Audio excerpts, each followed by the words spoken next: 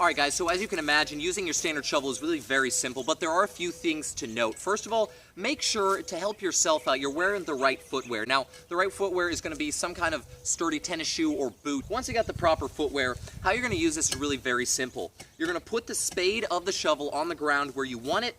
You're going to use one foot, and then you're going to use your body weight to plunge the blade into the ground. So what does this look like? Well, if I want to dig right here, I'm going to come up, and I'm going to put my foot on the thing, and I'm going to jump and jam the front into the ground. Now, what I'm going to do next is simply pry upwards, scoop forwards, and lift up whatever I have done. So let's get a closer look at that, and let's see how that looks from a first-person point of view. All right, guys, so what this looks like is if I want to dig right here, I'm going to put the spade in my shovel, I'm going to put my foot on the back of the shovel, and I'm simply going to sort of jump forward and put all my weight on the spade.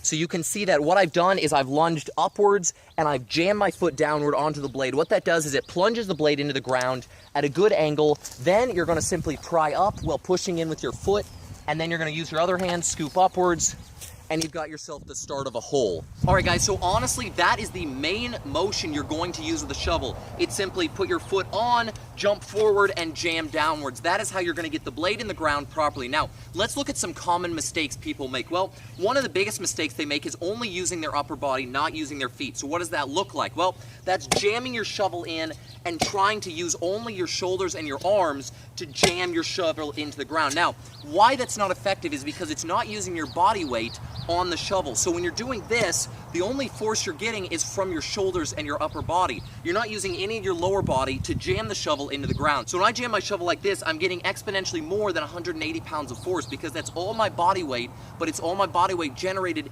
in a downward plunge, which exponentially increases the amount of force on the shovel itself. So that's why it's effective. So that's why you're jamming your shovel in like this and trying to dig.